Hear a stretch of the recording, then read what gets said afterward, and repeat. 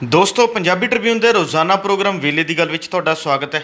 ਮੈਂ ਆਤਿਸ਼ ਗੁਪਤਾ ਤੁਹਾਡੇ ਸਾਹਮਣੇ ਹਾਜ਼ਰ ਹਾਂ ਤੇ ਅੱਜ ਅਸੀਂ ਗੱਲ ਕਰਾਂਗੇ ਮੋਦੀ ਸਰਕਾਰ ਦੇ 8 ਸਾਲ ਕੀ ਖੱਟਿਆ ਕੀ ਗਵਾਇਆ। ਸਾਡੇ ਨਾਲ ਇਸ ਬਾਰੇ ਗੱਲਬਾਤ ਕਰਨ ਲਈ ਵਿਸ਼ੇਸ਼ ਤੌਰ ਤੇ ਹਾਜ਼ਰ ਨੇ ਉੱਘੇ ਪੱਤਰਕਾਰ ਸ਼੍ਰੀ ਹਮੀਰ ਸਿੰਘ ਜੀ। ਹਮੀਰ ਜੀ ਤੁਹਾਡਾ ਬਹੁਤ ਬਹੁਤ ਸਵਾਗਤ ਹੈ ਜੀ। ਸ਼ੁਕਰੀਆ ਆਤਿਸ਼। ਹਮੀਰ ਜੀ, ਦੇਸ਼ ਦੇ ਵਿੱਚ ਨਰਿੰਦਰ ਮੋਦੀ ਦੇ ਪ੍ਰਧਾਨ ਮੰਤਰੀ ਬਣੇ ਨੂੰ 8 ਸਾਲ ਦਾ ਸਮਾਂ ਪੂਰਾ ਹੋ ਚੁੱਕਿਆ ਹੈ ਤੇ ਭਾਰਤੀ ਜਨਤਾ ਪਾਰਟੀ ਇਸ ਮੁਹਿੰਮ ਨੂੰ ਜਿਹੜਾ ਹੈਗਾ ਦੇਸ਼ ਭਰ ਦੇ ਵਿੱਚ ਚਲਾ ਰਹੀ ਹੈ, ਜਿਸ 'ਚ ਉਹ ਆਪਣੇ 8 ਸਾਲ ਦੀ ਕਾਰਗੁਜ਼ਾਰੀਆਂ ਦਾ ਪ੍ਰਚਾਰ ਕਰ ਰਹੀ ਹੈ, ਘਰ ਘਰ ਤੱਕ ਪਹੁੰਚਾਉਣ ਦੀਆਂ ਗੱਲਾਂ ਕਰ ਰਹੀ ਹੈ। ਪਰ ਅਸੀਂ ਜਾਣਨਾ ਚਾਹਾਂਗੇ ਵੀ ਕਿ ਇਸ 8 ਸਾਲਾਂ ਦੇ ਦੌਰਾਨ ਨਰਿੰਦਰ ਮੋਦੀ ਵੱਲੋਂ ਜਿਹੜੇ ਲੋਕਾਂ ਨੂੰ ਕਈ ਤਰ੍ਹਾਂ ਦੇ ਨਾਅਰੇ ਦਿੱਤੇ ਗਏ, ਚਾਹੇ ਉਹ ਸਬਕਾ ਸਾਥ ਸਬਕਾ ਵਿਕਾਸ ਹੋਵੇ, ਚਾਹੇ ਸਬਕਾ ਸਾਥ ਸਬਕਾ ਵਿਕਾਸ ਸਬਕਾ ਵਿਸ਼ਵਾਸ ਹੋਵੇ, ਜਾਂ ਹੋਰ ਇਸ ਤਰ੍ਹਾਂ ਕਈ ਨਾਅਰੇ ਦਿੱਤੇ ਵੀ ਕਿ ਇਹ ਨਾਅਰਿਆਂ 'ਤੇ ਸਰਕਾਰ ਕਿੰਨੀ ਕੁ ਖਰੀ ਉਤਰ ਸਕੀ ਹੈ, ਸਰਕਾਰ ਦੀ ਕਾਰਗੁਜ਼ਾਰੀ ਕਿਹੋ ਜਿਹੀ ਰਹੀ ਹੈ। ਅਤੇ ਮੁੱਖ ਤੌਰ 'ਤੇ ਗੱਲ ਕਰੀਏ ਤਾਂ ਮੋਦੀ ਸਰਕਾਰ ਵੱਲੋਂ ਦੇਸ਼ 'ਚ ਆਰਥਿਕ ਪੱਖੋਂ ਕਿਸ ਤਰ੍ਹਾਂ ਦੇ ਫੈਸਲੇ ਲਏ ਗਏ ਨੇ, ਕਿਉਂਕਿ ਦੇਸ਼ 'ਚ ਆਰਥਿਕ ਜਿਹੜੇ ਗੱਲ ਕਰੀਏ ਆਰਥਿਕ ਪੱਖੋਂ ਮਜ਼ਬੂਤ ਹੋਣਾ ਬਹੁਤ ਜ਼ਰੂਰੀ ਹੈ। ਇਸ ਬਾਰੇ ਚਾਨਣਾ ਪਾਓ। ਅਸਲ ਦੇ ਵਿੱਚ ਜਿਹੜੀ ਭਾਰਤ ਨੂੰ ਇਹ ਕਿਹਾ ਗਿਆ ਕਿ ਇਹ ਸੁਪਰ ਪਾਵਰ ਦੇ ਤੌਰ 'ਤੇ ਅਸੀਂ ਬੀਜੇਪੀ ਦਾ ਇਹ ਨਾਅਰਾ ਸੀ ਕਿ ਆਰਥਿਕ ਸੁਪਰ ਪਾਵਰ ਦੇ ਤੌਰ 'ਤੇ ਅਸੀਂ ਇਹਨੂੰ ਬਿਲਡ ਕਰਨਾ। ਕਈ ਘਟਨਾਵਾਂ ਲਗਾਤਾਰ ਐਸੀਆਂ ਵਾਪਰੀਆਂ, ਇੱਕ ਦੀ ਕੋਈ ਕੁਦਰਤੀ ਘਟਨਾ ਵੀ ਇੱਕ ਅੱਧੀ ਰਹੀ ਅਤੇ ਬਾਕੀ ਮੈਨ ਮੇਡ ਵੀ ਰਹੀਆਂ ਜੀ। ਜਦੋਂ ਪ੍ਰਧਾਨ ਮੰਤਰੀ ਨੇ ਆ ਕੇ ਮਤਲਬ ਨੋਟਬੰਦੀ ਦਾ ਐਲਾਨ ਕੀਤਾ ਸੀ ਤਾਂ ਨੋਟਬੰਦੀ ਨੇ ਇੱਕ ਐਸੀ ਸੱਟ ਮਾਰੀ ਸੀ ਅਰਥ ਵਿਵਸਥਾ ਦੇ ਉੱਤੇ ਕਿ ਬਹੁਤ ਵੱਡੇ ਪੱਧਰ 'ਤੇ ਇੱਕ ਤਾਂ ਜਿਹੜੇ ਬੰਦੇ ਪੁਰਾਣੇ ਨੋਟ ਰੱਦੀ ਹੋ ਗਏ, ਬੈਂਕਾਂ ਦੀਆਂ ਲਾਈਨਾਂ ਵਿੱਚ ਖੜ੍ਹੇ 108 ਬੰਦੇ ਉਦੋਂ ਮਾਰੇ ਗਏ, ਉਹਦੇ ਨਾਲ ਦੀ ਨਾਲ ਕਾਰੋਬਾਰਾਂ 'ਤੇ ਬੜਾ ਵੱਡਾ ਅਸਰ ਪਿਆ ਸੀ। ਮਤਲਬ ਲੋਕਾਂ ਦਾ ਰੁਜ਼ਗਾਰ ਚਲਾ ਗਿਆ, ਕਈਆਂ ਦੇ ਕਾਰੋਬਾਰ ਠੱਪ ਹੋ ਗਏ। ਉਹਦੀ ਜਿਹੜੀ ਉਹ ਗਲਤੀ ਹੈ ਜਿਹੜੀ ਇੱਕ ਲੈਵਲ ਦੀ ਆਰਥਿਕ ਤੌਰ 'ਤੇ ਗੈਰ ਗੰਭੀਰਤਾ ਜਿਹਨੂੰ ਮੰਨਿਆ ਗਿਆ, ਉਹਨੂੰ ਦੁਨੀਆ ਵੀ ਮੰਨਦੀ ਹੈ ਅਤੇ ਦੇਸ਼ ਵੀ ਮੰਨਦਾ, ਦੇਸ਼ ਦੇ ਬਹੁਤ ਸਾਰੇ ਅਰਥ ਸ਼ਾਸਤਰੀ, ਪਰ ਅਜੇ ਤੱਕ ਬੀਜੇਪੀ ਨੇ ਉਹਨੂੰ ਕਿਹਾ ਕਿ ਗਲਤ ਹੈ ਜੀ। ਉਦੋਂ ਬਾਅਦ ਸਾਡੇ ਅਰਥ ਵਿਵਸਥਾ 'ਤੇ ਉੱਤੇ ਤਣਾਅ ਅਤੇ ਪ੍ਰੈਸ਼ਰ ਲਗਾਤਾਰ ਰਿਹਾ, ਮੁੜ ਕੇ ਉਹ ਤਾਬੇ ਆਈ ਨਹੀਂ ਗੱਲ ਜੀ। ਅਤੇ ਫਿਰ ਉਦੋਂ ਬਾਅਦ ਵਿੱਚ ਦੀ ਸਾਰੇ ਮਾਮਲਿਆਂ ਦੇ ਵਿੱਚ ਹੀ ਕਰੋਨਾ ਵੀ ਆ ਗਿਆ। ਬਿਲਕੁਲ। ਕਰੋਨਾ ਦੇ ਦੌਰਾਨ ਦੇ ਵਿੱਚ ਵੀ ਜਿਹੜੀ ਇੱਕ ਤਾਲਾਬੰਦੀ ਐਵੇਂ ਅਨਾਊਂਸ ਕਰਤੀ ਆ ਕੇ ਵੀ ਹੁਣ ਅੱਜ ਰਾਤ ਤੋਂ ਜਾਂ ਸਵੇਰ ਤੋਂ ਇਹ ਤਾਲਾਬੰਦੀ ਹੈ, ਕਿਉਂਕਿ ਅਚਨਚੇਤ ਫੈਸਲੇ ਨੇ। ਨੋਟਬੰਦੀ ਵੀ ਰਾਤ ਨੂੰ 8 ਵਜੇ ਕੀਤੀ ਸੀ ਕਿ ਅੱਜ ਤੋਂ ਤੁਹਾਡਾ ਪੁਰਾਣਾ ਨੋਟ ਰੱਦੀ, ਇਹਨਾਂ ਨੂੰ ਬਦਲੋ, ਅਤੇ ਇਹ ਵੀ ਇਸੇ ਤਰ੍ਹਾਂ ਕੀਤਾ ਸੀਗਾ ਜਿਹੜਾ ਤਾਲਾਬੰਦੀ ਦੇ ਵਿੱਚ ਵੀ ਲੋਕ ਕਿੰਨੇ ਹੀ ਦੇਖੇ ਗਏ, ਮਤਲਬ ਕਿੰਨੇ ਲੋਕਾਂ ਦਾ ਰੁਜ਼ਗਾਰ ਗਿਆ, ਕਿੰਨੇ ਲੋਕਾਂ ਦੀਆਂ ਨੌਕਰੀਆਂ ਗਈਆਂ, ਕਿੰਨੇ ਲੋਕਾਂ ਦੇ ਕਾਰੋਬਾਰ ਠੱਪ ਹੋਏ, ਔਰ ਕਿੰਨੇ ਹੀ ਪ੍ਰਵਾਸੀ ਮਜ਼ਦੂਰ ਹਜ਼ਾਰਾਂ ਦੀ ਤਾਦਾਦ ਦੇ ਵਿੱਚ ਲੋਕਾਂ ਨੇ ਜਾਂਦੇ ਦੇਖੇ, ਭੁੱਖਣ ਭਾਣੇ, ਕੋਈ ਉਹਨਾਂ ਕੋਲ ਕੋਈ ਪ੍ਰਬੰਧ ਨਹੀਂ ਸੀ, ਕੋਈ ਕੁਛ ਨਹੀਂ ਸੀ। ਔਰ ਉਸੇ ਤੌਰ 'ਤੇ ਆਰਥਿਕ ਤੌਰ ਦੇ ਉੱਤੇ ਦਵਾਈਆਂ ਨਹੀਂ ਪ੍ਰੋਪਰ ਮਿਲੀਆਂ, ਲਾਸ਼ਾਂ ਤੈਰਦੀਆਂ ਦਿਖੀਆਂ ਲੋਕਾਂ ਨੂੰ। ਇਹ ਸਭ ਦੇ ਸਾਹਮਣੇ ਮਤਲਬ ਇੱਕ ਇਹ ਮਜ਼ਬੂਤ ਜਾਂ ਚੰਗੇ ਪ੍ਰਸ਼ਾਸਨ ਦਾ ਨਤੀਜਾ ਤਾਂ ਨਹੀਂ ਦੇਖਿਆ ਜਾ ਸਕਦਾ ਇਹ ਸਾਰੇ ਮਾਮਲੇ ਦੇ ਵਿੱਚ। ਹਾਂ, ਕਿਹਾ ਗਿਆ ਜਿਹੜਾ ਇਸੇ ਦੌਰਾਨ ਹੀ ਮੋਦੀ ਸਰਕਾਰ ਨੇ ਹੁਣ 2014 'ਚ ਹੀ ਪਹਿਲਾਂ ਆਪਾਂ ਕਿਹਾ ਸੀ, ਉਹਨੇ ਕਿਹਾ ਕਿ 2 ਕਰੋੜ ਨੌਕਰੀਆਂ ਹਰ ਸਾਲ ਪੈਦਾ ਕਰਾਂਗੇ ਜੀ। ਇੱਕ ਬੜਾ ਵੱਡਾ ਵਾਅਦਾ ਸੀਗਾ। ਔਰ ਕਿਉਂਕਿ ਸਾਡੇ ਦੇਸ਼ ਦੇ ਵਿੱਚ ਇਹ ਵਾਰ-ਵਾਰ ਨਰਿੰਦਰ ਮੋਦੀ ਜਦੋਂ ਪਹਿਲੇ ਦੌਰ ਦੇ ਵਿੱਚ ਤਾਂ ਵਿਦੇਸ਼ ਬਹੁਤ ਘੁੰਮੇ ਔਰ ਇਹ ਕਹਿਣ ਲੱਗੇ ਸੀ ਲੋਕ ਵੀ ਆਪਣੇ ਪ੍ਰਦੇਸ਼ ਆਏਗਾ ਪ੍ਰਧਾਨ ਮੰਤਰੀ, ਉੱਥੇ ਜਾ ਕੇ ਉਹ ਕਹਿਣ ਲੱਗੇ ਕਿ ਸਾਡੇ ਕੋਲ ਯੂਥ ਹੈ, ਸਾਡੇ ਕੋਲ 55% ਆਬਾਦੀ ਉਹ ਹੈ ਜਿਹੜੀ ਆਬਾਦੀ 18 ਤੋਂ 30-35 ਸਾਲ ਦੇ ਵਿੱਚ ਹੈ, ਅਤੇ ਇਹ ਅਸੈਟ ਹੈ ਸਾਡੇ ਕੋਲ ਬੜਾ ਵੱਡਾ, ਅਸੀਂ ਦੁਨੀਆ ਪੱਧਰ ਦੇ ਉੱਤੇ ਲੋਕਾਂ ਨੂੰ ਸਪਲਾਈ ਕਰਾਂਗੇ ਅਤੇ ਇਹਦੇ ਨਾਲ ਸਾਡੀ ਅਰਥ ਵਿਵਸਥਾ ਬਹੁਤ ਵੱਡੇ ਪੱਧਰ 'ਤੇ ਮਜ਼ਬੂਤ ਹੋ ਜਾਏਗੀ। ਅਤੇ ਉਹ ਰੁਜ਼ਗਾਰ ਲਗਾਤਾਰ ਡਾਊਨ ਪੋਜੀਸ਼ਨ ਦੇ ਵਿੱਚ ਹੈ, ਕਿਉਂਕਿ ਇੱਕ ਤਾਂ ਗੱਲ ਇਹ ਹੈ ਕਿ ਇਕੱਲਾ ਸਾਡਾ ਕੁਐਸਚਨ ਨਹੀਂ ਹੈ, ਸਾਰੀ ਦੁਨੀਆ ਦੇ ਵਿੱਚ ਹੀ ਰੁਜ਼ਗਾਰ ਘਟ ਰਿਹਾ, ਕੋਈ ਇਕੱਲਾ ਭਾਰਤ ਦਾ ਕੁਐਸਚਨ ਨਹੀਂ, ਕਿਉਂਕਿ ਜਿਹੜਾ ਮਾਡਲ ਚੁਣਿਆ ਹੋਇਆ ਅਰਥ ਵਿਵਸਥਾ ਦੇ ਤੌਰ 'ਤੇ ਉਹ ਹੈ ਟੈਕਨੋ ਮੈਨੇਜਰੀਅਲ, ਜਾਂ ਉਹਦੇ 'ਚ ਪੈਂਦਾ ਕਾਰਪੋਰੇਟ ਦੇ ਵਿੱਚ ਕਿ ਅਸੀਂ ਵੱਧ ਤੋਂ ਵੱਧ ਟੈਕਨੋਲੋਜੀ ਯੂਜ ਕਰਨੀ ਹੈ, ਲੇਟੈਸਟ ਟੈਕਨੋਲੋਜੀ, ਆਟੋਮਾਈਜੇਸ਼ਨ, ਤਾਂ ਉੱਥੇ ਬੰਦਿਆਂ ਨੂੰ ਰੁਜ਼ਗਾਰ ਵੈਸੇ ਹੀ ਘੱਟ ਜਾਂਦਾ। ਇੱਕ ਆਟੋਮੈਟਿਕ ਰੋਬੋਟ ਜਿੱਥੇ ਕੰਮ ਕਰਦਾ ਉਹ 100-250 1000 2000 ਬੰਦਿਆਂ ਨੂੰ ਵਿਹਲਾ ਕਰ ਦਿੰਦੇ ਨੇ। ਅਤੇ ਇਸ ਲਈ ਇੱਕ ਤਾਂ ਉਹ ਗੱਲ ਹੈ ਜਿਹਦੇ 'ਚ ਇਹ ਕਿਹਾ ਗਿਆ ਕਿ IT ਸੈਕਟਰ ਸਾਡੇ ਕੋਲ ਰੁਜ਼ਗਾਰ ਦਾ ਵੱਡਾ ਸੈਕਟਰ ਸੀ, ਉਹਦੇ 'ਚੋਂ ਬੰਦੇ ਨਿਕਲਣ ਲੱਗ ਗਏ। ਖੇਤੀ ਪਹਿਲਾਂ ਹੀ ਰੁਜ਼ਗਾਰ ਅਤੇ ਉਹਦੇ 'ਤੇ ਬਹੁਤ ਜ਼ਿਆਦਾ ਹੈ, ਜਿੰਨਾ ਉਹ ਝੱਲ ਨਹੀਂ ਸਕਦੀ ਉਦੋਂ ਬਹੁਤ ਜ਼ਿਆਦਾ, ਅੱਧੇ ਬੰਦੇ ਖੇਤੀ 'ਤੇ ਨਿਰਭਰ ਨੇ। ਸੇਵਾ ਦੇ ਖੇਤਰ ਦੇ ਵਿੱਚ ਵੀ ਬੰਦਿਆਂ ਨੂੰ ਕੋਈ ਬਹੁਤ ਪੈਸੇ ਨਹੀਂ ਮਿਲਦੇ, ਪ੍ਰਾਈਵੇਟ ਖੇਤਰ 'ਚ ਤਾਂ ਮਿਲਦੇ ਹੀ ਬਹੁਤ ਥੋੜ੍ਹੇ ਨੇ। ਅਤੇ ਇਹ ਸਾਰੇ ਮਾਮਲੇ ਦੇ ਵਿੱਚ ਮਤਲਬ ਕਰਕੇ ਜਿਹੜਾ 17-18 'ਚ ਤਾਂ ਇੱਕ ਡਾਟਾ ਇਹ ਆਇਆ ਸੀ ਕਿ ਪਿਛਲੇ 45 ਸਾਲਾਂ ਨਾਲੋਂ ਸਭ ਤੋਂ ਜ਼ਿਆਦਾ ਬੇਰੁਜ਼ਗਾਰੀ ਹੈ ਸਾਡੇ, ਜਿਹੜਾ ਗਵਰਨਮੈਂਟ ਆਫ ਇੰਡੀਆ ਦਾ ਆਪਣਾ ਡਾਟਾ ਹੈ। ਉਦੋਂ ਬਾਅਦ ਵੀ ਕੋਈ 2 ਕਰੋੜ ਕਿਹਾ ਗਿਆ, 8 ਸਾਲ ਹੋ ਗਏ, ਹੁਣ ਤੱਕ 16 ਕਰੋੜ ਨੌਕਰੀਆਂ ਪੈਦਾ ਹੋਈਆਂ ਸੀ। ਔਰ ਜਿਹੜੇ ਸਰਵੇ ਆਏ ਨੇ ਇਕਨੋਮਿਕ, ਉਹ ਹੈ ਵੀ 1.5 ਕਰੋੜ ਤੱਕ ਵੀ ਨਹੀਂ ਪਹੁੰਚੇ ਅਸੀਂ, 16 ਕਰੋੜ ਤਾਂ ਦੂਰ ਦੀ ਗੱਲ ਹੈ ਕੋਈ ਨੌਕਰੀਆਂ ਫਰੈਸ਼ ਰੂਪ ਦੇ ਵਿੱਚ। ਇਸ ਕਰਕੇ ਆਰਥਿਕ ਤੌਰ 'ਤੇ ਕੋਈ ਬਹੁਤ ਜ਼ਿਆਦਾ ਉਤਸ਼ਾਹਵਰਧਕ ਸਿਚੁਏਸ਼ਨ ਨਹੀਂ ਹੈ। ਸਾਡੀ ਰੇਟ ਆਫ ਗਰੋਥ ਜਿਹੜੀ ਹੈ, ਵਿਕਾਸ ਦੀ ਦਰ, ਉਹ ਵੀ ਜਿਹੜੀ ਇੱਛਤ ਸੀ ਪਹਿਲਾਂ ਉਹਦੇ ਨਾਲੋਂ ਡਾਊਨ ਗਈ ਹੈ। ਚਲੋ ਉਹਦਾ ਕਾਰਨ ਇੱਕ ਇਹ ਵੀ ਮੰਨ ਲਓ ਕਰੋਨਾ ਵੀ ਉਹ ਸਾਰੇ ਮਾਮਲੇ 'ਚ, ਅਤੇ ਦੂਜਾ ਕਾਰਨ ਇਹ ਵੀ ਹੋ ਗਿਆ ਹੁਣ ਨਾਲ ਜੁੜ ਗਿਆ ਜਿਹੜਾ ਕਲਾਈਮੇਟ ਬਦਲ ਰਿਹਾ ਜੀ। ਕਲਾਈਮੇਟ ਬਦਲ ਰਿਹਾ ਅਤੇ ਉਹਦੇ ਨਾਲ ਸਾਡੀ ਪ੍ਰੋਡਕਸ਼ਨ ਘਟ ਰਹੀ ਹੈ, ਅਤੇ ਬਾਕੀ ਚੀਜ਼ਾਂ ਨੇ, ਇਹਦਾ ਵੀ ਅਸਰ ਪਊਗਾ। ਹਜੇ ਇਹਦਾ ਤਾਂ ਡਾਟਾ ਅੱਗੇ ਆਏਗਾ। ਇਸ ਕਰਕੇ ਇਹਦੇ 'ਚ ਅਰਥ ਵਿਵਸਥਾ ਦੇ ਖੇਤਰ ਦੇ ਵਿੱਚ ਕੋਈ ਐਡੀ ਵੱਡੀ ਗੱਲ ਨਹੀਂ ਹੋਈ ਕਿ ਜਿਹਨੂੰ ਇਹ ਕਿਹਾ ਜਾਏ ਕਿ ਹਾਂ ਅਸੀਂ, ਹਾਂ ਉਹ ਇਹ ਕਹਿੰਦੇ ਨੇ ਜ਼ਰੂਰ ਕਿ ਕੁਝ ਗੱਲਾਂ ਹੋਈਆਂ ਜਿਹੜੀਆਂ ਉਹਨਾਂ ਨੇ ਕੀਤਾ ਵੀ ਅਸੀਂ ਮਤਲਬ ਸਕੀਮਾਂ ਲਾਂਚ ਕੀਤੀਆਂ ਸੀ ਕਿ ਅਸੀਂ ਜਿਹੜੀ ਕਣਕ ਅਨਾਜ ਦੇਣਾ ਹੈ, ਸਾਰੇ ਇਕੱਲੇ ਦੇ ਘਰ ਪਹੁੰਚਾਉਣਾ ਹੈ, ਬਿਜਲੀ ਅੱਗੇ ਭੇਜਣੀ ਹੈ, ਬਾਕੀ ਚੀਜ਼ਾਂ ਕੁਛ ਕਰਨੀਆਂ ਨੇ। ਬਿਲਕੁਲ ਮੈਨੂੰ ਲੱਗਦਾ ਉਹ ਵੀ ਬਹੁਤ ਜ਼ਿਆਦਾ, ਜਿੰਨਾ ਕੁ ਜ਼ਿਆਦਾ ਹੋਇਆ ਉਹ ਹੋਇਆ ਜਿੱਥੇ ਇਲੈਕਸ਼ਨਾਂ ਜਿਸ ਲੈਵਲ 'ਤੇ ਹੋਈਆਂ ਉਹ ਫ੍ਰੀ ਵਧਾਉਂਦੇ ਰਹੇ। ਪਹਿਲਾਂ ਕਰੋਨਾ 'ਚ ਵਧਾਇਆ ਅਤੇ ਹੁਣ ਵੀ ਅਨਾਜ ਦਿੱਤਾ ਗਿਆ, ਔਰ ਉਹਦਾ ਨਤੀਜਾ ਸਾਡੇ ਸਾਹਮਣੇ ਹੈ ਕਿ ਸਾਡੇ ਜਿਹੜੇ ਸਟਾਕ ਭਰੇ ਹੋਏ ਸੀ, ਭੰਡਾਰ ਸੀ, ਉਹ ਭੰਡਾਰ ਅੱਧੇ ਖਾਲੀ ਹੋ ਗਏ। ਇਹਦਾ ਮਤਲਬ ਪਹਿਲਾਂ ਲੋਕ ਫਿਰ ਅੱਧੇ ਭੁੱਖੇ ਹੀ ਸੌਂਦੇ ਸੀ, ਉਹਨਾਂ ਕੋਲ ਪਰਚੇਜਿੰਗ ਪਾਵਰ ਨਹੀਂ ਸੀ, ਖਰੀਦ ਸ਼ਕਤੀ ਨਹੀਂ ਸੀ ਪੂਰਾ ਅਨਾਜ ਲੈਣ ਜੋਗੀ। ਅਤੇ ਹੁਣ ਸਰਕਾਰ ਨੇ ਯੂਪੀ ਦੇ ਵਿੱਚ 80, ਉਹ ਕਹਿੰਦੇ ਨੇ ਅਸੀਂ 80% ਨੂੰ ਦਿੱਤਾ ਹੈ, ਵੱਖ ਥਾਵਾਂ 'ਤੇ ਵੀ ਇਸ ਲੈਵਲ 'ਤੇ ਦਿੱਤਾ, ਜਿਹੜੀ ਕਿ ਜ਼ਿੰਮੇਵਾਰੀ ਹੈ। ਮਤਲਬ ਢਿੱਡ ਭਰਨ ਲਈ ਅਨਾਜ ਦੇਣਾ, ਬਾਕੀ ਚੀਜ਼ਾਂ ਦੇਣੀਆਂ ਸਰਕਾਰ ਦੀ ਜ਼ਿੰਮੇਵਾਰੀ ਹੈ। ਕੋਈ ਐ ਨਹੀਂ ਕਿ ਕੋਈ ਇਹੋ ਜਿਹਾ ਕੰਮ ਕੀਤਾ, ਪਰ ਇਹਨੂੰ ਫਿਰ ਵੀ ਇੱਕ ਪੋਜ਼ੀਟਿਵ ਸਟੈਪ ਕਿਹਾ ਜਾ ਸਕਦਾ ਜਿੰਨਾ ਲੋਕਾਂ ਦੇ ਕੋਲ ਦੇਣਾ। ਅਤੇ ਓਵਰਆਲ ਅਜੇ ਡਿਵੈਲਪਮੈਂਟ ਦਾ ਉਹੀ ਮਾਡਲ ਉੱਧਰ ਨੂੰ ਹੀ ਲਿਜਾ ਰਹੇ ਨੇ, ਧੱਕੇ ਨਾਲ ਕਾਰਪੋਰੇਟ ਦੀ ਫੇਵਰ। ਔਰ ਕਰੋਨਾ ਦੇ ਵਿੱਚ ਜਿੰਨੀਆਂ ਰਿਪੋਰਟਾਂ ਆਈਆਂ ਨੇ ਸਭ ਦੇ ਸਾਹਮਣੇ ਹੈ, 84% ਤੋਂ ਵੱਧ ਲੋਕਾਂ ਦੀ ਆਮਦਨ ਘਟ ਗਈ ਹੈ। ਕੁਝ ਕਾਰਪੋਰੇਟਾਂ ਦੀ ਆਮਦਨ ਇੰਨੀ ਜ਼ਿਆਦਾ ਵੱਧ ਗਈ ਹੈ ਜਿਹੜੀ ਆਮਦਨ ਦਾ ਹਿਸਾਬ ਹੀ ਕੋਈ ਨਹੀਂ ਹੈ, ਨੋਰਮਲ ਹਾਲਾਤ ਤੋਂ ਵੀ ਜ਼ਿਆਦਾ ਵੱਧ ਗਈ ਹੈ। ਇਹ ਇੱਕ ਬਹੁਤ ਜ਼ਿਆਦਾ ਮਤਲਬ ਕੋਈ ਕਹਿਣ ਨੂੰ ਮੈਨੂੰ ਨਹੀਂ ਲੱਗਦਾ ਕਿ ਸਰਕਾਰ ਕੋਲ ਕੋਈ ਬਹੁਤ ਜ਼ਿਆਦਾ ਆਰਥਿਕ ਫਰੰਟ 'ਤੇ ਕਹਿਣ ਨੂੰ ਹੋਏਗਾ ਜੀ। ਹਮੀਰ ਜੀ, ਮੋਦੀ ਸਰਕਾਰ ਦੀ ਕਾਰਗੁਜ਼ਾਰੀ ਦੀ ਦੇਸ਼ ਭਰ ਦੇ ਵਿੱਚ ਆਲੋਚਨਾ ਹੋ ਰਹੀ ਹੈ। ਉਸ ਦੇ ਬਾਵਜੂਦ ਦੇਖੀਏ, ਚਾਹੇ 2019 ਦੀ ਲੋਕ ਸਭਾ ਚੋਣਾਂ ਹੋਣ, ਚਾਹੇ 8 ਸਾਲਾਂ ਦੇ ਕਾਰਜਕਾਲ ਦੌਰਾਨ ਵੱਖ-ਵੱਖ ਸੂਬਿਆਂ ਦੇ ਵਿੱਚ ਹੋਈਆਂ ਵਿਧਾਨ ਸਭਾ ਚੋਣਾਂ, ਸਾਰੀਆਂ ਚੋਣਾਂ ਦੇ ਵਿੱਚ ਭਾਜਪਾ ਕਿਤੇ ਨਾ ਕਿਤੇ ਜਿੱਤ ਹਾਸਲ ਕਰਦੀ ਰਹੀ ਹੈ, ਜਾਂ ਉਹ ਗੱਠਜੋੜ 'ਚ ਸਰਕਾਰ ਬਣਾ ਕੇ ਸੱਤਾ ਦੇ ਵਿੱਚ ਕਾਬਜ਼ ਹੁੰਦੀ ਰਹੀ ਹੈ। ਅਤੇ ਇਸੇ ਦੇ ਚੱਲਦਿਆਂ ਭਾਜਪਾ ਜਿਹੜੀ ਹੈ ਦੇਸ਼ ਭਰ ਦੇ ਵਿੱਚ ਲਗਭਗ ਸੂਬਿਆਂ ਦੇ ਵਿੱਚ ਆਪਣੀ ਸਰਕਾਰਾਂ ਬਣਾ ਚੁੱਕੀ ਹੈ। ਇਸ ਨੂੰ ਭਾਜਪਾ ਦੀ ਇੱਕ ਵੱਡੀ ਪ੍ਰਾਪਤੀ ਵੀ ਮੰਨਿਆ ਜਾ ਸਕਦਾ। ਇਸ ਨੂੰ ਕਿਵੇਂ ਦੇਖੋਗੇ ਤੁਸੀਂ? ਹਾਂ ਬਿਲਕੁਲ, ਜਦੋਂ ਤੁਸੀਂ ਇਹ ਦੇਖਦੇ ਹੋ ਬੀਜੇਪੀ ਕੀ ਕਹਿੰਦੀ ਹੈ ਮੋਰਲੀ ਆਪਣੇ ਆਪ ਦੀ, ਉਹ ਇਹੀ ਕਹਿੰਦੀ ਹੈ ਕਿ ਜੇ ਲੋਕ ਸਾਡੇ ਨਾਲ ਨਾਰਾਜ਼ ਹੋਣ, ਲੋਕਾਂ ਨੂੰ ਵੈਲਫੇਅਰ ਨਜ਼ਰ ਨਾ ਆਉਂਦੀ ਹੋਵੇ, ਲੋਕਾਂ ਨੂੰ ਸਭ ਦਾ ਵਿਕਾਸ ਨਜ਼ਰ ਨਾ, ਤਾਂ ਸਾਨੂੰ ਵੋਟਾਂ ਕਿਉਂ ਪਾਉਣ ਜੀ। ਅਤੇ ਇਸੇ ਲਈ ਅਸੀਂ ਜਿੱਤ ਗਏ। ਅਸੀਂ 18 ਤੋਂ ਵੱਧ ਰਾਜਾਂ ਦੇ ਵਿੱਚ ਹਾਂ, ਅਸੀਂ ਬਾਕੀ ਚੋਣਾਂ ਵੀ ਜਿੱਤ ਰਹੇ ਹਾਂ ਅਤੇ ਲੋਕ ਸਾਡੇ ਨਾਲ ਨੇ ਉਸ ਪੱਧਰ ਦੇ ਉੱਤੇ। ਜੇ ਇਸ ਲੌਜਿਕ ਨੂੰ ਇਸ ਪੱਖ ਤੋਂ ਮੰਨ ਲਿਆ ਜਾਏ ਤਾਂ ਬਾਕੀ ਇਹ ਸਫਲਤਾ। ਚੋਣਾਂ ਜਿੱਤਣਾ, ਲੋਕਾਂ ਨੇ ਉਹਨਾਂ ਨੂੰ ਵੋਟਾਂ ਪਾਉਣਾ, ਇਹ ਆਪਦੇ ਆਪ 'ਚ ਇੱਕ ਸਫਲਤਾ। ਜੇ ਮੰਨ ਲਓ ਕਿਸਾਨ ਅੰਦੋਲਨ ਦੇ ਬਾਵਜੂਦ ਉਹ ਬੰਗਾਲ ਤਾਂ ਹਾਰੇ ਨੇ, ਜਿਹੜੇ ਕਰੋਸ਼ਲ ਇੱਕ ਇਲੈਕਸ਼ਨ ਹਾਰੇ ਨੇ, ਪਰ ਯੂਪੀ ਦਾ ਜਿੱਤਣਾ ਜਾਂ ਬਾਕੀ ਦੀਆਂ ਚੀਜ਼ਾਂ ਉਹ ਹੋਣੀਆਂ, ਉਹ ਸਾਰੀਆਂ ਚੀਜ਼ਾਂ ਉਹਦੇ ਕੋਲ ਪ੍ਰਾਪਤੀ ਹੈ। ਉਹਦੇ 'ਚੋਂ ਨਜ਼ਰ ਇਹ ਆ ਰਿਹਾ ਕਿ ਬੀਜੇਪੀ ਕੋਲ 2-3 ਚੀਜ਼ਾਂ ਬਹੁਤ ਸਟਰੋਂਗ ਨੇ, ਬਹੁਤ ਮਜ਼ਬੂਤ ਨੇ। ਇੱਕ, ਉਹਦੇ ਕੋਲ ਬੀਜੇਪੀ ਔਰ RSS ਦੇ ਕੇਡਰ ਦੇ ਤੌਰ 'ਤੇ ਇੱਕ ਇਲੈਕਸ਼ਨ ਮਸ਼ੀਨਰੀ ਜੀ, ਬਿਲਕੁਲ, ਜਿਹੜੀ ਬਹੁਤ ਇਲੈਕਸ਼ਨ ਮਸ਼ੀਨਰੀ ਮਜ਼ਬੂਤ ਹੈ।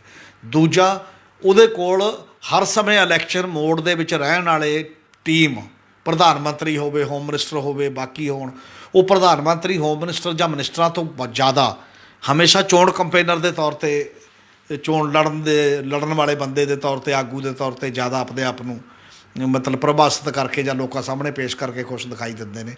ਉਹ ਚੀਜ਼ ਹੈ। 24 ਘੰਟੇ ਦਾ ਪੋਲੀਟੀਸ਼ੀਅਨ ਉਹਨਾਂ ਕੋਲ ਨੇ, ਮਤਲਬ ਜਿਹਨੂੰ ਆਪਾਂ ਕਹੀਏ। ਅਤੇ ਇਹਦੇ ਤੋਂ ਇਲਾਵਾ ਫਿਰ ਉਹਨਾਂ ਕੋਲ ਸਭ ਕੁਝ ਹੈ, ਪੈਸਾ ਵੀ ਹੈ, ਜਿਹੜਾ ਜਿਵੇਂ ਇਲੈਕਟ੍ਰੋਨਿਕ ਬੌਂਡਸ ਦਾ ਸਵਾਲ ਸੀ। ਇਲੈਕਟ੍ਰੋਨਿਕ ਬੌਂਡ ਆਏ ਜਿਹਦੇ 'ਤੇ ਇਤਰਾਜ਼ ਵੀ ਹੋਇਆ, ਜਿਹਦੇ 'ਤੇ ਸੁਪਰੀਮ ਕੋਰਟ 'ਚ ਇੱਕ ਰਿਟ ਪਟੀਸ਼ਨ ਪਈ ਹੋਈ ਹੈ, ਜਿਹੜੀ ਇਹ ਕਹਿੰਦੀ ਹੈ ਕਿ ਇਹ ਤਾਂ ਪਤਾ ਲੱਗੇ ਕਿਹੜਾ ਕਾਰਪੋਰੇਟ ਕਿੰਨਾ ਪੈਸਾ ਕਿਹਨੂੰ ਦੇ ਰਿਹਾ। ਉਹ ਸੂਚਨਾ ਦੇਣ 'ਤੇ ਵੀ ਪਾਬੰਦੀ ਹੈ।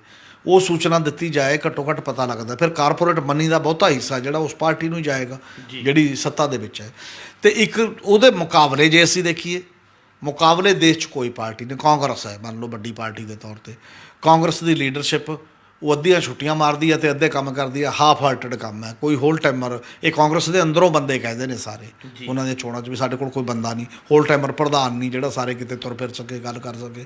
ਦੂਜੀ ਮਸ਼ੀਨਰੀ ਬਿਲਕੁਲ ਹੀ ਜਿਵੇਂ ਜੰਗਾਲੀ ਗਈ ਹੁੰਦੀ ਹੈ ਤੇ ਕਿਤੇ ਹੈ ਨਹੀਂ ਤੁਹਾਡੇ ਕੋਲ। ਔਰ ਇਸੇ ਤਰੀਕੇ ਨਾਲ ਉਤਸ਼ਾਹ ਕਿਤੇ ਨਹੀਂ ਹੈ ਤੁਹਾਡੇ ਵਰਕਰ ਦੇ ਵਿੱਚ ਕਿਸੇ ਮੁੱਦਿਆਂ 'ਤੇ ਤੁਸੀਂ ਲੜਾਈ ਲੜ ਪੜੋ, ਵਿਰੋਧੀ ਧਿਰ ਦੇ ਤੌਰ 'ਤੇ ਅੰਦੋਲਨ ਕੀਤਾ ਹੋਵੇ, ਲੋਕਾਂ ਨੂੰ ਮੋਬਿਲਾਈਜ਼ ਕੀਤਾ ਹੋਵੇ ਕਿਸੇ ਵੀ ਰੂਪ 'ਚ। ਹਾਂ, ਜਿੱਥੇ ਜਿੱਥੇ ਕਿਤੇ ਵੀ ਕੋਈ ਸਟੇਟਾਂ ਦੇ ਵਿੱਚ ਇਹੋ ਜਿਹੀਆਂ ਰੀਜਨਲ ਪਾਰਟੀਆਂ ਆ ਗਈਆਂ, ਖੜੀਆਂ ਹੋ ਗਈਆਂ ਕਿ ਆਪਣੇ ਲੋਕਾਂ ਨਾਲ ਚੁਣੀਆਂ ਹੋਈਆਂ ਨੇ, ਕੰਮ ਕਰਦੀਆਂ ਨੇ ਉਹਦੇ 'ਚ, ਉੱਥੇ ਨਹੀਂ ਬੀਜੇਪੀ ਜਿੱਤ ਸਕੀ। ਚਾਹੇ ਉਹ ਪੱਛਮੀ ਬੰਗਾਲ ਹੋਵੇ, ਚਾਹੇ ਉਹ ਮਤਲਬ ਆਂਧਰਾ ਪ੍ਰਦੇਸ਼ ਹੋਵੇ, ਚਾਹੇ ਉਹ ਤੇਲੰਗਾਨਾ ਹੋਵੇ। ਚਲੋ ਦਿੱਲੀ ਦੇ ਵਿੱਚ ਵੀ ਉਹ ਹਾਰੀ ਹੈ। ਈਵਨ ਪੰਜਾਬ ਦੇ ਵਿੱਚ ਵੀ ਕੋਈ ਰਿਸਪੌਂਸ ਨਹੀਂ ਬੀਜੇਪੀ ਨੂੰ ਖਾਸ ਮਿਲਿਆ। ਈਵਨ ਹਰਿਆਣੇ ਦੇ ਵਿੱਚ ਵੀ ਪਿਛਲੇ ਵਾਰ ਜਿੰਨਾ ਨਹੀਂ ਬਣਿਆ, ਪਰ ਉਹ ਗੱਠਜੋੜ ਕਰਕੇ ਚਲੋ ਸਰਕਾਰ ਬਣਾਉਣ 'ਚ ਕਾਮਯਾਬ ਹੋ ਗਈ ਹੈ। ਉਹ ਸਾਰੀਆਂ ਗੱਲਾਂ ਅਲੱਗ ਨੇ। ਪਰ ਚੋਣਾਂ ਜਿੱਤਣਾ ਮੋਰਲੀ ਜੇ ਇਹਨੂੰ ਪ੍ਰਾਪਤੀ ਗਿਣਿਆ ਜਾਣਾ ਚਾਹੀਦਾ ਤਾਂ ਬੀਜੇਪੀ ਦੀ ਇਹ ਪ੍ਰਾਪਤੀ ਹੈ। ਅਤੇ ਨਾਲ ਉਹਨੇ ਇਸ ਗੱਲ ਦੇ ਨਾਲ ਵੀ ਜੋੜਿਆ, ਇਹ ਚੋਣਾਂ ਕੇਵਲ ਵਿਕਾਸ ਦੇ ਨਾਂ 'ਤੇ ਨਹੀਂ ਜਿੱਤੀਆਂ। ਬੀਜੇਪੀ ਨੇ ਬੜੇ ਵੱਡੇ ਪੱਧਰ ਦੇ ਉੱਤੇ ਇੱਕ ਹਿੰਦੂਤਵੀ ਮਾਈਂਡ ਸੈੱਟ ਹੈ, ਉਹਨੂੰ ਆਪਣੇ ਨਾਲ ਜੋੜਨ ਦਾ ਵੀ ਇੱਕ ਬੜੀ ਲਗਾਤਾਰ ਕੋਸ਼ਿਸ਼ ਜਿਹੜੀ ਉਸ ਲੈਵਲ ਦੇ ਉੱਤੇ ਕੀਤੀ ਹੈ। ਔਰ ਇਸੇ ਕਰਕੇ ਹੁਣ ਇੱਕ ਪਹਿਲਾਂ ਕਹਿੰਦੇ ਸੀ ਇਕੱਲਾ ਰਾਮ ਮੰਦਿਰ ਦਾ ਮੁੱਦਾ ਚਲੋ ਉਹ ਅਦਾਲਤ ਰਾਹੀਂ ਹੱਲ ਹੋ ਗਿਆ, ਹੁਣ ਨਵੇਂ ਤੋਂ ਨਵੇਂ ਮੁੱਦੇ ਬਾਰ-ਬਾਰ ਖੜੇ ਹੋ ਰਹੇ ਨੇ। ਕਦੇ ਪਹਿਨਣ ਨੂੰ ਲੈ ਕੇ, ਕਦੇ ਮੰਦਿਰ 'ਚ ਜਾਣ ਜਾਂ ਨਾ ਜਾਣ ਨੂੰ ਲੈ ਕੇ, ਕਦੇ ਮਸਜਿਦ ਬਰਨਾਮ ਮੰਦਿਰ ਨੂੰ ਲੈ ਕੇ। ਉਹ ਜਿਹੜਾ ਇੱਕ ਸੈਂਟੀਮੈਂਟ ਹੈ, ਇੱਕ ਜਜ਼ਬਾਤੀ ਰੌਂ ਹੈ, ਉਹਦੇ ਕਰਕੇ ਜਿੱਤਣ ਦਾ ਵੀ ਇੱਕ ਕਾਰਨ ਬਣਦਾ, ਜਿਹਦੇ ਕਰਕੇ ਬੀਜੇਪੀ ਜਿੱਤ ਰਹੀ ਹੈ ਇਸ ਮਾਮਲੇ 'ਚ। ਜੀ ਹਮੀਰ ਜੀ, ਇਸ ਦੇ ਨਾਲ ਹੀ ਦੇਖੀਏ ਤਾਂ ਬੀਜੇਪੀ ਸਰਕਾਰ ਦੇ 8 ਸਾਲਾਂ ਦੇ ਕਾਰਜਕਾਲ ਦੇ ਵਿੱਚ ਸਮਾਜਿਕ ਟਕਰਾਅ ਦੀਆਂ ਘਟਨਾਵਾਂ ਕਈ ਵਾਪਰੀਆਂ ਨੇ, ਅਤੇ ਇਸ ਦੇ ਨਾਲ ਹੀ ਜਿਨ੍ਹਾਂ ਨੇ ਸਰਕਾਰ ਦੇ ਖਿਲਾਫ ਆਵਾਜ਼ ਚੁੱਕਣ ਦੀ ਕੋਸ਼ਿਸ਼ ਕੀਤੀ ਹੈ, ਸਰਕਾਰ ਵੱਲੋਂ ਉਹਨਾਂ ਦੀ ਕਿਸੇ ਨਾ ਕਿਸੇ ਢੰਗ ਨਾਲ ਆਵਾਜ਼ ਦਬਾਉਣ ਦੀ ਵੀ ਕੋਸ਼ਿਸ਼ ਕੀਤੀ ਹੈ। ਵੱਡੀ ਗਿਣਤੀ 'ਚ ਕੇਸ ਵੀ ਦਰਜ ਕੀਤੇ ਗਏ ਨੇ, ਇਸ ਨੂੰ ਕਿਵੇਂ ਦੇਖੋਗੇ? ਹਾਂ, ਇਸ ਦੀ ਜਿਹੜੀ ਤਾਕਤ ਦੀ ਵਰਤੋਂ ਹੈ, ਵਰਤੋਂ ਕਹਿ ਲਓ ਜਾਂ ਦੁਰਵਰਤੋਂ ਜਿਹੜੀ ਹੈ ਨਾਲ ਵਰਤੋਂ ਦੇ ਨਾਲ ਉਹ ਵੀ ਬਹੁਤ ਵੱਡੇ ਪੱਧਰ 'ਤੇ ਹੋ ਰਹੀ ਹੈ। ਹੁਣ ਕਿੰਨੇ ਹੀ ਬੰਦੇ ਨੇ ਜਿਹੜੇ ਤੁਸੀਂ ਯੂ ਏ ਪੀ ਏ ਦੇ ਤਹਿਤ ਬੰਦ ਕਰਤੇ ਨੇ ਅਤੇ ਜਿਨ੍ਹਾਂ ਦੀ ਜ਼ਮਾਨਤ ਵੀ ਨਹੀਂ ਹੋ ਰਹੀ, ਉਹਨਾਂ ਨੂੰ ਕਈ ਵਾਰ ਮੌਕਾ ਵੀ ਉਸ ਲੈਵਲ 'ਤੇ ਨਹੀਂ ਹੁੰਦਾ। ਦੂਜੀ ਗੱਲ, ਇਸੇ ਤਾਕਤ ਦੀ ਵਰਤੋਂ ਕਰਦੇ ਹੋਏ ਤੁਸੀਂ ਬਹੁ ਗਿਣਤੀ ਪਾਰਲੀਮੈਂਟ 'ਚ ਤੁਹਾਡੇ ਤੁਸੀਂ ਜੰਮੂ ਕਸ਼ਮੀਰ ਤੋੜਤਾ, ਜੰਮੂ ਕਸ਼ਮੀਰ ਦੀ 370 ਧਾਰਾ ਤੋੜੀ ਅਤੇ ਫੈਡਰਲਿਜ਼ਮ ਦੇ ਖਿਲਾਫ ਲਗਾਤਾਰ ਸਰਕਾਰ ਇੱਕ ਰੌਂ ਬਣਾ ਰਹੀ ਹੈ ਕਿ ਉੱਧਰ ਨੂੰ ਜਾ ਰਹੀ ਹੈ ਕਿ ਤਾਕਤ ਸਾਡੇ ਕੋਲ ਹੋਵੇ। ਚਾਹੇ ਉਹ ਐਜੂਕੇਸ਼ਨ ਪਾਲਿਸੀ ਹੋਵੇ 2020 ਦੀ, ਚਾਹੇ ਉਹ ਕਿਸਾਨਾਂ ਦੇ ਐਕਟ ਹੋਣ ਉਸ ਲੈਵਲ ਦੇ, ਚਾਹੇ ਉਹ ਲੇਬਰ ਜਾਂ ਕਿਰਤ ਨਾਲ ਸੰਬੰਧਿਤ ਜਿੰਨੇ ਕਾਨੂੰਨ ਨੇ ਉਹਨਾਂ ਨੂੰ ਖ਼ਤਮ ਕਰਕੇ 4 ਕੋਡ ਬਣਾਉਣ ਦੇਣ ਦੀ ਗੱਲ ਹੋਵੇ। ਜਿੰਨੇ ਵੀ ਫੈਸਲੇ ਹੋਏ ਨੇ ਉਹ ਤਾਕਤਾਂ ਦੇ ਕੇਂਦਰੀਕਰਨ ਵਾਲੇ ਹੋਏ ਨੇ। ਅਤੇ ਇਹਦੇ ਨਾਲ ਦੀ ਨਾਲ ਉਹਨੇ ਇਹ ਵੀ ਟਰਾਈ ਕੀਤੀ ਹੈ ਕਿ ਜਿਹੜੇ ਵਿਰੋਧੀ ਧਿਰਾਂ ਦੇ ਬੰਦੇ ਨੇ, ਅਤੇ ਜੇ ਤਾਂ ਬੀਜੇਪੀ ਭ੍ਰਿਸ਼ਟਾਚਾਰ ਮੁਕਤ ਕਰਨ ਦੇ ਲਈ ਮਤਲਬ ਉਹਨਾਂ ਦੇ ਘਰ ਰੇਡ ED CBI IB ਸਭ ਨੂੰ ਵਰਤਦੀ ਹੈ, ਫਿਰ ਤਾਂ ਠੀਕ ਹੈ। ਪਰ ਇਹ 8 ਸਾਲਾਂ ਦੇ ਵਿੱਚ ਇੱਕ ਵੀ ਬੀਜੇਪੀ ਦੇ ਆਗੂ ਸਾਰੇ ਦੁੱਧ ਧੋਤੇ ਹੋ ਗਏ, ਉਹਨਾਂ ਖਿਲਾਫ ED ਨਹੀਂ ਜਦ ਕੰਮ ਕਰਦੀ, ਉਹਨਾਂ ਖਿਲਾਫ ਉਹਨਾਂ ਦੇ ਕਦੇ ਸਰਚ CBI ਕਿਉਂ ਨਹੀਂ ਕਰਦੀ, ਉਹਨਾਂ ਦੇ ਬਾਕੀ ਲੋਕ ਕਿਉਂ ਨਹੀਂ ਜਾਂਦੇ। ਉਹ ਤੋਂ ਫਿਰ ਇੱਕ ਗੱਲ ਇਹ ਨਜ਼ਰ ਆਉਂਦੀ ਹੈ ਕਿ ਤੁਸੀਂ ਵਿਰੋਧੀਆਂ 'ਤੇ ਹੀ ਇਹ ਦਬਾਅ ਪਾਉਣ ਦੀ ਨੀਤੀ 'ਤੇ ਚੱਲਦੇ ਹੋ, ਜਾਂ ਉਹਨੂੰ ਕਹਿੰਦੇ ਸਾਡੇ ਨਾਲ ਆ ਜਾ, ਨਹੀਂ ਤਾਂ ਇੰਨੇ ਮੁਕੱਦਮੇ ਤੁਹਾਡੇ ਸਾਹਮਣੇ ਨੇ। ਔਰ ਉਹ ਸਾਰੀਆਂ ਚੀਜ਼ਾਂ ਜਿਹੜੀਆਂ ਬੰਦੇ ਨੇ ਜਿਹੜੇ ਕਰਪਟ ਪਾਲੀਟੀਸ਼ੀਅਨ ਨੇ ਜਾਂ ਬਾਕੀ ਨੇ, ਉਹ ਭੱਜ ਬੀਜੇਪੀ 'ਚ ਰਲ ਗਏ। ਕਿੰਨੇ ਥਾਵਾਂ 'ਤੇ ਤਾਂ ਟੋਟਲ ਉੱਧਰ ਚਲੇ ਗਏ, ਮੈਜੋਰਟੀ ਉੱਧਰ ਚਲੀ ਗਈ ਅਤੇ ਸਰਕਾਰਾਂ ਹੀ ਬਦਲ ਗਈਆਂ, ਮਤਲਬ ਦੂਜੇ ਪਾਸੇ ਚਲੀਆਂ ਗਈਆਂ ਨੇ। ਉਹ ਜਿਹੜਾ ਇੱਕ ਬਹੁਤ ਵੱਡਾ ਮਾਮਲਾ ਹੈ। ਅਤੇ ਦੂਜੀ ਗੱਲ ਇਹ ਹੈ ਕਿ ਜਿਹੜਾ ਖਾਸ ਤੌਰ 'ਤੇ ਘੱਟ ਗਿਣਤੀਆਂ ਦਾ ਸਵਾਲ ਹੈ, ਅਤੇ ਘੱਟ ਗਿਣਤੀਆਂ ਦੇ ਵਿੱਚੋਂ ਖਾਸ ਤੌਰ 'ਤੇ ਮੁਸਲਿਮ ਘੱਟ ਗਿਣਤੀ ਦਾ ਸਵਾਲ ਹੈ, ਉਹ ਜੰਮੂ ਕਸ਼ਮੀਰ ਦੇ ਐਂਗਲ ਤੋਂ ਵੀ ਸੰਵਿਧਾਨਕ ਮੁੱਦਾ ਬਹੁਤ ਵੱਡਾ ਬਣਿਆ ਹੋਇਆ। ਅਤੇ ਬਾਕੀ ਜਿੰਨੇ ਘਟਨਾਵਾਂ ਬਣੀਆਂ, ਚਾਹੇ ਉਹ ਦਿੱਲੀ ਦੇ ਵਿੱਚ ਹੈ, ਯੂਪੀ ਦੇ ਵਿੱਚ ਹੈ, ਬਲਡੋਜ਼ਰ ਚਲਾਉਣ ਦੇ ਮਾਮਲੇ, ਚਾਹੇ ਉਹ ਮੱਧ ਪ੍ਰਦੇਸ਼ ਦੇ ਵਿੱਚ ਹੈ, ਜਿੱਥੇ ਵੀ ਆਏ ਸਾਹਮਣੇ, ਉੱਥੇ ਅਦਾਲਤਾਂ ਨੂੰ ਥੋੜ੍ਹਾ ਬਹੁਤ ਦਖਲ ਦੇਣਾ ਪਿਆ, ਜਿਹਦੇ ਕਰਕੇ ਥੋੜ੍ਹਾ ਜਿਹਾ ਰੁਕਿਆ ਜਿਹੜਾ ਕੰਮ। ਨਹੀਂ ਤਾਂ ਤੁਸੀਂ ਉਸੇ ਤਰੀਕੇ ਦੇ ਨਾਲ ਉਹ ਚੱਲ ਰਿਹਾ। ਉਹ ਸਹਿਮੀ ਹੋਈ ਕਮਿਊਨਿਟੀ ਹੈ। ਔਰ ਇੰਨੇ ਵੱਡੇ ਇੱਕ ਮੰਤਰੀ ਮੰਡਲ 'ਚ, ਇੰਨੀ ਵੱਡੀ ਪਾਰਲੀਮੈਂਟ ਦੇ ਵਿੱਚ ਜਿਹੜੇ ਸੱਤਾ ਦੇ ਫੈਸਲੇ ਨੇ, ਉਹਦੇ 'ਚ ਉਹਨਾਂ ਕਮਿਊਨਿਟੀ ਜਿਹਦੇ ਕਿੰਨੇ ਕੁ ਮੈਂਬਰ ਰਹਿ ਗਏ ਨੇ, ਕਿੰਨਿਆਂ ਨੂੰ ਤੁਸੀਂ ਟਿਕਟਾਂ ਦੇ ਰਹੇ ਹੋ, ਇਹ ਗੱਲ ਵੀ ਦਰਸਾ ਰਹੀ ਹੈ ਕਿ ਉਹ ਨਹੀਂ ਉਸ ਪਾਸੇ ਵੱਲ ਜਾ ਰਹੇ। ਇਹਨੇ ਸਮਾਜ ਬ੍ਰੇਕ ਕੀਤਾ ਅਸਲ 'ਚ। ਹਿੰਦੂ ਮੁਸਲਿਮ ਦੰਗਿਆਂ ਦਾ ਕੁਐਸਚਨ ਹੈ, ਆਪਸ 'ਚ ਲੜਾਈ ਦੇ ਜਿਹੜੇ ਸਵਾਲ ਨੇ ਸਮਾਜਿਕ ਤੌਰ 'ਤੇ, ਇਹ ਜਿਹੜਾ ਟਕਰਾਅ ਹੈ, ਇਹ ਦੇਸ਼ਾਂ ਦੀ ਹੋਂਦ ਦੇ ਵਾਸਤੇ ਜਾਂ ਤਰੱਕੀ ਦੇ ਵਾਸਤੇ ਜਾਂ ਨਿਵੇਸ਼ ਦੇ ਵਾਸਤੇ ਬਹੁਤ ਘਾਤਕ ਹੁੰਦਾ। ਇਹ ਟਕਰਾਅ 'ਚ ਕੋਈ ਨਿਵੇਸ਼ ਨਹੀਂ ਕਰਦਾ ਲਿਆ ਕੇ ਨਾ, ਕਿਉਂਕਿ ਉਹਨਾਂ ਨੂੰ ਅਨਿਸ਼ਚਿਤਤਾ ਰਹਿੰਦੀ ਹੈ ਜਿਵੇਂ ਬਣੀ। ਇਹਨਾਂ ਸਾਰਿਆਂ ਮਾਮਲਿਆਂ ਦੇ ਉੱਤੇ ਬੀਜੇਪੀ ਨੂੰ ਮਤਲਬ ਨੰਬਰ ਨਹੀਂ ਦਿੱਤੇ ਜਾ ਸਕਦੇ ਉਸ ਪੱਧਰ ਦੇ ਉੱਤੇ, ਬਲਕਿ ਉਹਦੇ ਅਲਟਰਨੇਟਿਵ ਦੇ ਤੌਰ 'ਤੇ ਕੋਈ ਚੀਜ਼ਾਂ ਲੋਕਾਂ ਨੂੰ ਜਿਹੜੀਆਂ ਭਾਈਚਾਰਕ ਸਾਂਝ ਵਾਲੀਆਂ ਹੋਣ, ਜਿਹੜੀਆਂ ਸਭ ਨੂੰ ਸੱਤਾ ਦੇ ਵਿੱਚ ਹਿੱਸੇਦਾਰੀ ਵਾਲੀਆਂ ਹੋਣ, ਜਿਹੜੀਆਂ ਫੈਡਰਲ ਸਟਰਕਚਰ ਨੂੰ ਮਜ਼ਬੂਤ ਕਰਨ, ਤਾਕਤਾਂ ਦੇ ਕੇਂਦਰੀਕਰਨ ਨੂੰ ਨਾ ਕਰਨ, ਉਹ ਸਾਰੀਆਂ ਚੀਜ਼ਾਂ ਤੇ ਇੱਕ ਪੈਰਲਲ ਇੱਕ ਵਿਚਾਰ ਦੀ ਲੋੜ ਹੈ, ਇੱਕ ਐਕਸ਼ਨ ਦੀ ਲੋੜ ਹੈ, ਜਿਹੜਾ ਉਹ ਖਿੰਡਿਆ ਪੁੰਡਿਆ ਗਾਹੇ ਬਗਾਹੇ ਗੱਲਾਂ ਕਰਦੀਆਂ ਨੇ ਪਾਰਟੀਆਂ, ਪਰ ਉਹ ਇਕਜੁੱਟ ਨਹੀਂ ਹੈ ਸਾਰੇ ਪਾਸੇ। ਇਸ ਕਰਕੇ ਵੀ ਇਹਨੂੰ ਇਸ ਨਜ਼ਰੀਏ ਨਾਲ ਦੇਖਿਆ ਜਾ ਸਕਦਾ ਜੀ। ਹਮੀਰ ਜੀ, ਇੱਕ ਅਸੀਂ ਜਾਣਨਾ ਚਾਹਾਂਗੇ ਭਾਜਪਾ ਦੀ ਕਾਰਗੁਜ਼ਾਰੀ ਨੂੰ ਦੁਨੀਆ ਦੇ ਵਿੱਚ ਕਿਵੇਂ ਦੇਖਿਆ ਜਾ ਰਿਹਾ ਹੈ ਕਿ 8 ਸਾਲਾਂ ਦੇ ਵਿੱਚ ਪ੍ਰਧਾਨ ਮੰਤਰੀ ਨਰਿੰਦਰ ਮੋਦੀ ਨੇ ਕੀ ਕੀਤਾ ਹੈ, ਸਰਕਾਰ ਨੇ ਕੀ ਕੀਤਾ, ਦੁਨੀਆ ਭਰ ਦੇ ਲੋਕ ਕਿਵੇਂ ਦੇਖ ਰਹੇ ਨੇ? ਦੁਨੀਆ ਦੇ ਵਿੱਚ ਤਾਂ ਕੁਝ ਹਾਲਾਤ ਨੇ, ਇੰਟਰਨੈਸ਼ਨਲ ਕਾਫੀ ਏਜੰਸੀਆਂ ਨੇ ਜਿਹੜੀਆਂ ਸਮੇਂ-ਸਮੇਂ 'ਤੇ ਜਾਇਜ਼ਾ ਲੈਂਦੀਆਂ ਰਹਿੰਦੀਆਂ ਨੇ, ਬਾਕੀ ਆਪਣੇ 'ਤੇ। ਔਰ ਹਥਿਆਰਾਂ ਦੇ ਤੌਰ 'ਤੇ ਸਾਡਾ ਆਇਆ ਸਿਪਰੀ ਇੱਕ ਸਟਾਕਹੋਮ ਬੇਸਡ ਇੱਕ NGO ਹੈ, ਕੰਮ ਕਰਦੀ ਸੰਸਥਾ ਹੈ, ਜਿਹੜੀ ਹਰ ਸਾਲ ਰਾਜਾਂ ਦੇ ਹਥਿਆਰਾਂ 'ਤੇ ਹੁੰਦੇ ਖਰਚ, ਟਕਰਾਵਾਂ 'ਤੇ ਦੇਸ਼ਾਂ ਦੇ ਆਪਸੀ ਟਕਰਾਵਾਂ 'ਤੇ ਅੰਦਰੂਨੀ ਟਕਰਾਵਾਂ 'ਤੇ ਇੱਕ ਜਾਇਜ਼ਾ ਲੈਂਦੀ ਹੈ ਅਤੇ ਉਹ ਗੱਲ ਕਰਦੀ ਹੈ ਜੀ। ਉਸ ਮਾਮਲੇ 'ਚ ਭਾਰਤ ਕਾਫੀ ਐਡਵਾਂਸ ਹੈ ਕਿ ਸਾਡਾ ਤੀਜਾ ਨੰਬਰ ਹੋ ਗਿਆ ਫੌਜ 'ਤੇ ਖਰਚ ਦੇ ਮਾਮਲੇ 'ਚ ਦੁਨੀਆ ਦੇ ਵਿੱਚ। ਅਸੀਂ ਕਾਫੀ ਸਟੈਪ ਬਾਏ ਸਟੈਪ ਜਾ ਰਹੇ ਹਾਂ, ਪਹਿਲਾਂ ਪੰਜਵਾਂ ਸੀ, ਚੌਥਾ, ਤੀਜਾ, ਨੇੜੇ ਜਾ ਰਹੇ ਹਾਂ ਉੱਧਰ ਕਿ ਅਸੀਂ ਜਿਹੜਾ ਹਥਿਆਰਾਂ 'ਤੇ ਖਰਚ ਕਰ ਰਹੇ ਹਾਂ ਜਾਂ ਬਾਕੀ ਦੇ। ਸਾਡਾ ਟਕਰਾਅ ਚਾਈਨਾ ਨਾਲ ਵੀ ਵੱਧ ਰਿਹਾ, ਮਤਲਬ ਚਾਈਨਾ ਨੇ ਤਾਂ ਬਲਕਿ ਲੋਕ ਇਤਰਾਜ਼ ਵੀ ਕਰਦੇ ਨੇ ਕਿ ਤੁਸੀਂ ਜਿਵੇਂ ਪਾਕਿਸਤਾਨ ਦੇ ਖਿਲਾਫ ਬੋਲਦੇ ਹੋ, ਚਾਈਨਾ ਦੇ ਖਿਲਾਫ ਖਾਮੋਸ਼ ਕਿਉਂ? ਸਾਡੇ ਨੌਜਵਾਨ ਵੀ ਮਰੇ ਪਿੱਛੇ, ਜਿਹੜਾ ਗਲਵਾਨ ਘਾਟੀ ਦੇ ਵਿੱਚ। ਉਦੋਂ ਬਾਅਦ ਅਸੀਂ ਨਹੀਂ ਮਤਲਬ ਸ਼ਹੀਦ ਹੋਏ ਜਿਹੜੇ ਫੌਜੀ ਸੀਗੇ, ਜਿਸ 'ਚੋਂ ਪੰਜਾਬ ਦੇ ਵੀ ਸੀ। ਅਤੇ ਉਦੋਂ ਬਾਅਦ ਮੈਨੂੰ ਲੱਗਦਾ ਗੌਰਮੈਂਟ ਥੋੜ੍ਹੀ ਪਿੱਛੇ ਹੀ ਹਟ ਗਈ ਹੈ ਜਾਂ ਉਹਦੇ 'ਤੇ ਕੁਛ ਗੱਲ ਨਹੀਂ ਕਰਦੀ। ਕਿਹਾ ਜਾਂਦਾ ਕਿ ਕਿੰਨੇ ਹੀ ਸਕੁਅਰ ਕਿਲੋਮੀਟਰ 'ਚ ਆ ਕੇ ਉਹਨਾਂ ਦਾ ਦਬਦਬਾ ਸਾਡੇ ਸਾਹਮਣੇ ਹੈ। ਅਤੇ ਫਿਰ ਇੰਟਰਨਲ ਕੰਟਰਾਡਿਕਸ਼ਨਾਂ ਦੇ ਵਿੱਚ ਜਿਹੜੇ ਹਥਿਆਰ ਆਉਂਦੇ ਨੇ, ਜਿਹੜੇ ਟਕਰਾਅ ਅੰਦਰ ਨੇ, ਚਾਹੇ ਉਹ ਟੈਰਰਿਸਟ ਹੋਣ, ਚਾਹੇ ਉਹ ਖਾੜਕੂ ਮੂਵਮੈਂਟਾਂ ਹੋਣ, ਚਾਹੇ ਉਹ ਗੈਂਗਸਟਰ ਹੋਣ, ਚਾਹੇ ਉਹ ਬਾਕੀ ਗੈਰ ਕਾਨੂੰਨੀ ਹਥਿਆਰ, ਉਹਨਾਂ ਦਾ ਚੱਲਣ ਵੀ ਵਧਿਆ ਮਤਲਬ ਕਿਸੇ ਵੀ ਇਹ ਸਾਰੇ ਮਾਮਲੇ ਦੇ ਨਾਲੋਂ। ਦੂਜੀ ਗੱਲ ਉਹਦੇ 'ਚੋਂ ਇਹ ਨਜ਼ਰ ਆਉਂਦਾ ਕਿ ਸਾਡੇ ਜਿਹੜੀ ਇੱਕ ਮਾਹੌਲ ਹੈ ਪੀਸਫੁਲ, ਉਹ ਉਸ ਪੱਧਰ ਦਾ ਉੱਤੇ ਨਹੀਂ ਹੈ। ਅਤੇ ਉਦੋਂ ਅਗਲੀ ਗੱਲ, ਇੱਕ ਹੋਰ ਜਿਹੜੀ ਏਜੰਸੀ ਹੈ ਔਰ ਜਿਹੜੇ ਉਹ ਇਹ ਕਹਿ ਰਹੀ ਹੈ ਕਿ ਭਾਰਤ ਦੇ ਵਿੱਚ ਡੈਮੋਕ੍ਰੇਸੀ ਘਟ ਰਹੀ ਹੈ। ਇਹ ਮਤਲਬ 2021 ਦੀ ਰਿਪੋਰਟ ਹੀ ਹੈ, 1 ਸਾਲ ਪੁਰਾਣੀ ਰਿਪੋਰਟ ਹੈ, 5 ਮਾਰਚ 2021 ਦੀ, ਕਿ ਇਹ ਦੇਸ਼ ਹੁਣ ਪੂਰਾ ਜਮਹੂਰੀ ਦੇਸ਼ ਨਹੀਂ ਰਿਹਾ, ਇਹ ਪਾਰਸਲ ਡੈਮੋਕ੍ਰੇਟਿਕ ਦੇਸ਼ ਰਹਿ ਗਿਆ, ਅੰਸ਼ਕ ਜਮਹੂਰੀਅਤ ਵਰਗਾ ਦੇਸ਼ ਰਹਿ ਗਿਆ। ਅਤੇ ਇਸ ਲਈ ਨਹੀਂ। ਦੂਜਾ ਹੀ ਇੱਕ ਹੋਰ ਰਿਪੋਰਟ ਜਿਹੜੀ ਸਵੀਡਨ ਦੀ ਏਜੰਸੀ ਮਤਲਬ ਇੱਕ ਕੰਪਨੀ ਹੈ ਜਾਂ ਸੰਸਥਾ ਹੈ, ਉਹ ਇਹ ਕਹਿ ਰਹੀ ਹੈ ਕਿ ਇੱਥੇ ਇਲੈਕਟੋਰਲੀ ਵੀ ਜਿਹੜੀ ਇੱਕ ਟਾਈਪ ਦੀ ਤਾਨਾਸ਼ਾਹ ਟਾਈਪ ਦੀ ਸਰਕਾਰ ਬਣਦੀ ਹੈ ਕਿ ਉਹ ਚੋਣ ਤਾਂ ਜਿੱਤਦੀ ਹੈ ਜੀ, ਪਰ ਚੋਣ ਜਿੱਤਣ ਦੇ ਢੰਗ ਤਰੀਕੇ ਜਾਂ ਚੋਣ ਜਿੱਤਣ ਨੂੰ ਜਿਸ ਤਰ੍ਹਾਂ ਵਰਤਣਾ ਹੈ ਜਾਂ ਉਦੋਂ ਬਾਅਦ ਜਿਸ ਤਰ੍ਹਾਂ ਦਾ ਬਿਹੇਵੀਅਰ ਹੈ, ਉਹ ਕੋਈ ਡੈਮੋਕ੍ਰੇਟਿਕ ਭਾਅ ਨਹੀਂ ਮਾਰਦਾ। ਅਤੇ ਨਾਲ ਦੀ ਨਾਲ ਇੱਕ ਇਹ ਰਿਪੋਰਟਾਂ ਵੀ ਆਈਆਂ ਨੇ ਕਿ ਇੱਥੇ ਜਿਹੜੇ ਮਨੁੱਖੀ ਅਧਿਕਾਰਾਂ ਦੇ ਮਾਮਲੇ ਨੇ, ਪੱਤਰਕਾਰਾਂ ਖਿਲਾਫ ਮੁਕੱਦਮੇਬਾਜ਼ੀ ਹੈ, ਦੇਸ਼ ਦਾ ਪ੍ਰਧਾਨ ਮੰਤਰੀ 8 ਸਾਲਾਂ 'ਚ ਕੋਈ ਪ੍ਰੈਸ ਕਾਨਫਰੰਸ ਨਾ ਕਰੇ, ਕਿੰਨੇ ਲੋਕਾਂ 'ਤੇ ਦੇਸ਼ ਧਰੋਹੀ ਦੇ ਮੁਕੱਦਮੇ ਦਰਜ ਹੋਣ, ਲਾ ਦਿਓ 124 ਇਹ ਆ। ਹੁਣ ਸੁਪਰੀਮ ਕੋਰਟ ਨੇ ਕਿਹਾ ਕਿ ਅਜੇ ਬੰਦ ਹੈ ਉਹਨਾਂ ਚਿਰ ਜਿੰਨਾ ਚਿਰ ਇਹਦੇ 'ਤੇ ਫੈਸਲਾ ਨਹੀਂ ਹੋਣਾ। ਉਹ ਕਿੰਨੇ ਮਾਮਲੇ ਨੇ ਜਿਹੜੇ ਮਾਮਲੇ ਸਭ ਦੇ ਸਾਹਮਣੇ ਦਿਖਾਈ ਦੇ ਦਿੰਦੇ ਨੇ। ਔਰ ਉਹ ਸਾਰੀਆਂ ਜਿਹੜੀਆਂ ਸੰਸਥਾਵਾਂ ਨੇ ਜਿਨ੍ਹਾਂ ਦੀਆਂ ਰਿਪੋਰਟਾਂ ਜਿਹੜੀਆਂ ਭਰੋਸੇਯੋਗ ਸੰਸਥਾਵਾਂ ਦੁਨੀਆ 'ਚ ਮੰਨੀਆਂ ਜਾਂਦੀਆਂ ਨੇ, ਉਹਨਾਂ ਦੀ ਨਜ਼ਰ 'ਚ ਭਾਰਤ ਕੋਈ ਬਹੁਤ ਤਰੱਕੀ ਯਾਫਤਾ, ਕੋਈ ਬਹੁਤ ਜ਼ਿਆਦਾ ਦੁਨੀਆ ਦੀ ਸਭ ਤੋਂ ਵੱਡੀ ਡੈਮੋਕ੍ਰੇਸੀ ਹੋਣ ਦੇ ਨਾਤੇ ਉੱਧਰ ਨੂੰ ਝੁਕਾਅ ਵਾਲਾ, ਉਸ ਲੈਵਲ ਦਾ ਜਾਂ ਮਨੁੱਖੀ ਅਧਿਕਾਰਾਂ ਦੀ ਕਦਰ ਕਰਨ ਵਾਲੇ ਦੇਸ਼ ਦੇ ਤੌਰ 'ਤੇ ਪਛਾਣ ਨਹੀਂ ਬਣਾ ਰਿਹਾ ਜੀ। ਇਹ ਸਨ ਸਾਡੇ ਸੀਨੀਅਰ ਪੱਤਰਕਾਰ ਸ਼੍ਰੀ ਹਮੀਰ ਸਿੰਘ ਜੀ, ਜਿਨ੍ਹਾਂ ਨੇ ਆਪਣੇ ਵਡਮੁੱਲੇ ਵਿਚਾਰ ਸਾਡੇ ਨਾਲ ਸਾਂਝੇ ਕੀਤੇ। ਕੱਲ੍ਹ ਨੂੰ ਇਸੇ ਸਮੇਂ ਇੱਕ ਨਵੇਂ ਮੁੱਦੇ ਦੇ ਨਾਲ ਫਿਰ ਮਿਲਾਂਗੇ ਪ੍ਰੋਗਰਾਮ ਵੇਲੇ ਦੀ ਗੱਲ ਵਿੱਚ। ਧੰਨਵਾਦ।